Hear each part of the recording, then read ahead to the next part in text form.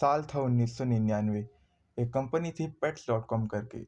उन्होंने $82 million race किए super बोल में ऐड देकर, और सिर्फ 9 महीने बाद वो बंद पड़ गई। ये कोई अलग केस नहीं था। उस वक्त हजारों ऐसी कंपनियां थी जिन्हें इन्वेस्टर्स पैसा देते थे, बस डॉट कॉम होना चाहिए नाम के अंदर। 1995 से 2000 के बीच में नैस्डैक 600% तक बढ़ा, और फिर मार्च 2000 में सब कुछ क्रैश हो गया। अब 2026 में आ जाओ। Anthropic, open AI, Google Gemini, Microsoft Copilot, हर कंपनी अपना खुद का एआई बनाना चाहती है। इन्वेस्टर्स बिलियंस ऑफ डॉलर्स इसमें इन्वेस्ट कर रहे हैं। तो आप सबसे आज मैं एक सवाल पूछना चाहता हूँ, जो लोग सोचते तो है लेकिन बोलते नहीं है। क्या होगा अगर एआई बबल बर्स्ट हो जाए? पहले समझते हैं कि एआई में पैसा आ कहाँ से रहा है और जा कहाँ रहा है, क्योंकि ये एक ऐसी इंपॉर्टेंट चीज है जो ज्यादातर लोग नहीं समझते। ओपन एआई ने प्लान किया है कि वो 2025 से 2035 के बीच, यानी कि 10 साल में 1.15 ट्रिलियन डॉलर्स खर्चेगा सिर्फ हार्डवेयर और क्लाउड पर। तो वही बात करें गूगल की, जिसका 2024 में एआई इंफ्रास्ट्रक्चर $29 बिलियन का था, वो पिछले साल बढ़कर $75 बिलियन हो चुका है। टॉप 5 बड़ी टेक कंपनीज का कंबाइंड एआई एक्सपेंडिचर 3 साल में 3 गुना हो चुका है। और ये पैसा आ कहाँ से रहा है, और सबसे इम्पोर्टेंट चीज, ये जा कहाँ पे रहा है? यहाँ ट्विस्ट है। माइक्रोसॉफ्ट ने ओपन एआई में $10 बिलियन इन्वेस्ट किया है, और ओपन एआई ने कमिट किया है कि वो $250 बिलियन माइक्रोसॉफ्ट के एजर क्लाउड को देगा। गूगल ने एंथ्रोपिक में $40 बिलियन लगाने की डील की है, और एंथ्रोपिक ने प्रॉमिस किया है कि वो गूगल के टीपीयू चिप्स यूज करेगा। मतलब गूगल का पैसा वापस गूगल के पास ही जा रहा है। अमेजॉन ने एंथ्रोपिक में $8 बिलियन इन्वेस्ट किए हैं, जो कि उनका सबसे बड़ा वेंचर इन्वेस्टमेंट है। और एंथ्रोपिक ने कमेंट किया है कि वो अगले 10 साल में $100 बिलियन अमेजॉन के AWS पर खर्च करेगा। और एनवीडिया ने ओपन एआई में $100 बिलियन इन्वेस्ट किए हैं। ओपन एआई पूरी तरह एनवीडिया के जीपीयूज पर चलता है। मतलब एनवीडिया अपने सबसे बड़े कस्टमर को पैसे दे रहा है ताकि वो खुद की ही चिप्स खरीद सके। पैसा एक कंपनी से दूसरे कंपनी में जाता है, वापस आता है, फिर चला जाता है।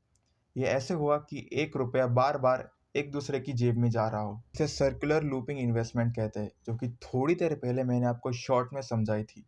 मैं यहाँ पे एक पिक्चर लगा देता हूँ, अगर आप चाहे तो वीडियो को पॉज करें और इसे समझें। लेकिन एक सेकंड रुको। मैं जानता हूँ कि ये सुनकर लगता है कि ये कोई बड़ा गेम है या फिर कोई एक स्कैम है, लेकिन यही पूरी पिक्चर नहीं है। डॉट कॉम एरा में पेट्स डॉट कॉम का कोई एक्चुअल प्रोडक्ट नहीं था, लेकिन एआई एक रियल टेक्नोलॉजी है जो कि ड्रग डिस्कवरी में काम आ रही है, कोड लिखने में हेल्पफुल है, इंफॉर्मेशन समराइज करती है, एटसेट्रा एटसेट्रा। और जेन्युइनली रेवेन्यू भी ग्रो हो रहा है। 2023 में ओपन एआई $1 बिलियन का था, जो 2024 में बढ़कर $3.7 बिलियन का हो गया, यानी कि 270% की ग्रोथ।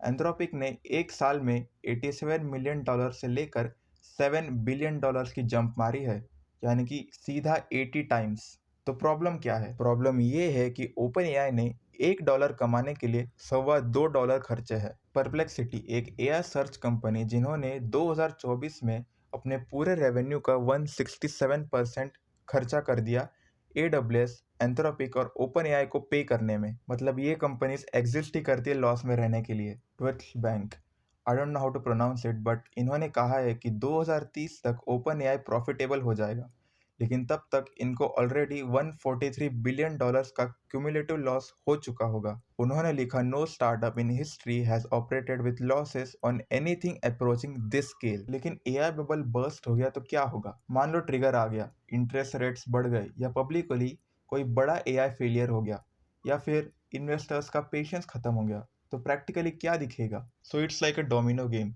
जिसके पहले डोमिनो में फंडिंग बंद हो जाती है। सन 2001 में सिर्फ 80 कंपनियां बचती है, जो कि सन 2000 में 380 थी, और वेंचर कैपिटल भी 1/5 रह जाता है। दूसरा डोमिनो वो सर्कुलर गेम है जो सीधा रुक जाता है। अगर ओपन एआई माइक्रोसॉफ्ट को $250 बिलियन पे नहीं करेगी, तो इससे माइक्रोसॉफ्ट की इन्वेस्टमेंट का लॉस हो जाएगा।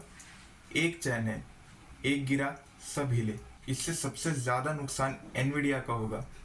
2022 से 2024 के बीच उनका स्टॉक 1180% तक बढ़ा था। अगर एआई कंपनीज चिप खरीदना बंद कर दे, तो इनकी ग्रोथ स्टोरी सीधा डाउनफॉल में बदल जाएगी। और सबसे बुरा, जो सबसे ज़्यादा तकलीफ में आएंगे वो ये बिलियनर इन्वेस्टर्स नहीं होंगे। ये वो लोग होंगे जो कि नॉर्मल एम्प्लॉयज़ है जिनकी जॉब चली जाएंगी।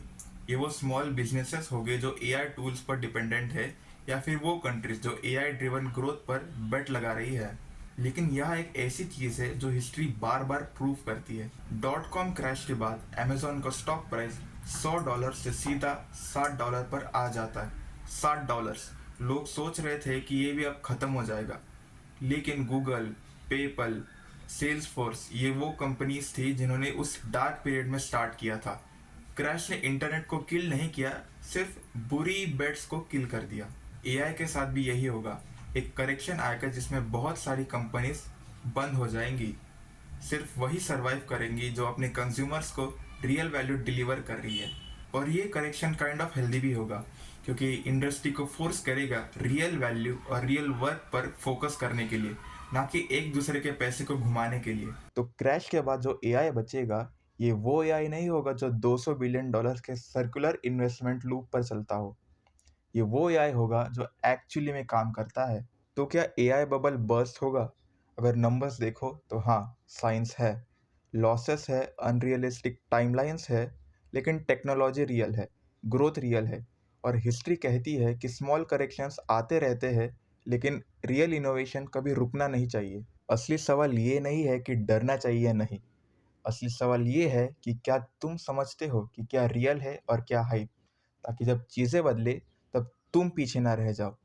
तो ये था आज का वीडियो। अगर आपको आज का वीडियो यूज़फुल लगा हो तो like the video, subscribe the channel, ताकि मैं फ्यूचर में भी ऐसे वीडियोस लाता रहूँ। और हाँ, कमेंट सेक्शन में अपना ओपिनियन ज़रूर बताना। तब तक के लिए मैं चला, गुड बाय।